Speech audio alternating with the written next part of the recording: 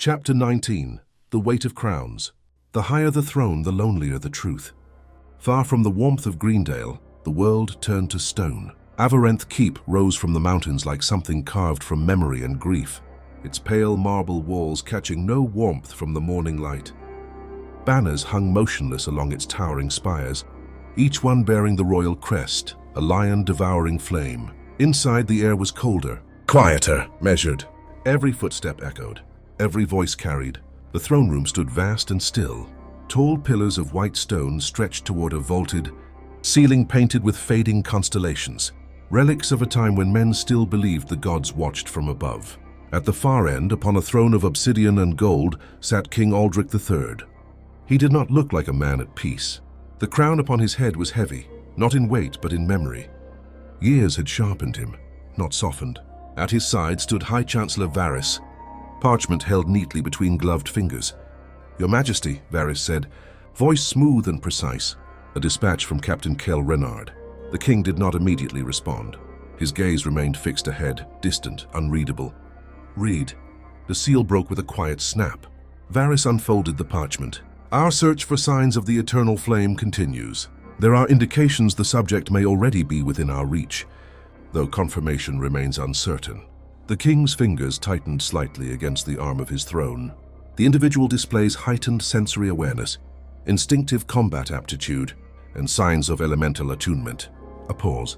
Then, the men have taken to calling her Rose. Silence fell, heavy, deliberate, the kind of silence that settles before something irreversible.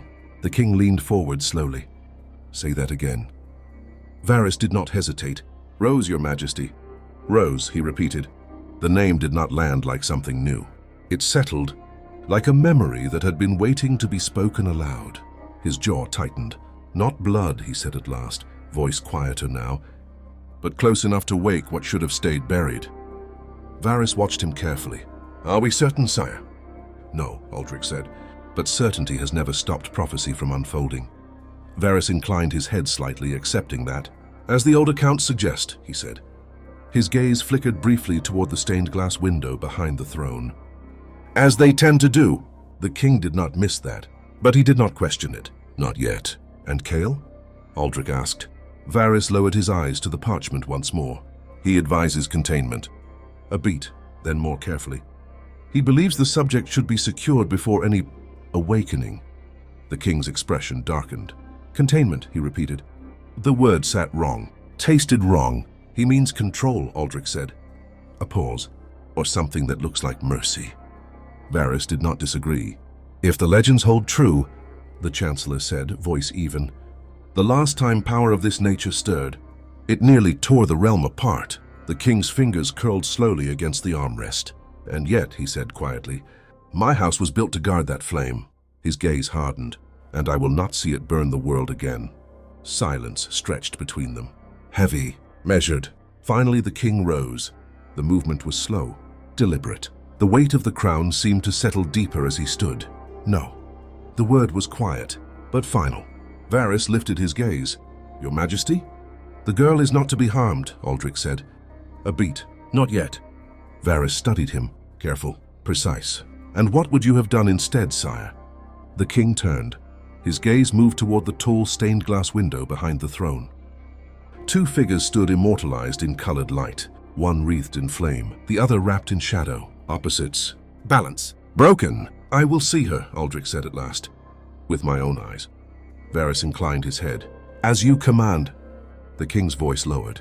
"Not for the room, for himself. For if she truly is what Kael believes." His hand tightened slightly at his side. "Then she is not a weapon. A breath, and not a mistake." The light shifted across the glass. Flame flickered. Shadow stretched. "Send word," Alden said. "Have her brought to the capital." Darius bowed. "It will be done." The chamber fell quiet once more, but this time it did not feel still. The king remained where he stood, staring at the glass long after the chancellor had gone. The silence pressed in around him, heavy, unforgiving. "Old gods," he murmured softly. The words carried no reverence, only memory. "If any of you still watch this world." His eyes closed briefly, "then guide her better than we were guided." Outside, high above the keep, a raven took flight. Its wings cut clean through the morning air. South, toward Greendale, toward the girl who did not yet know the world had begun to move for her.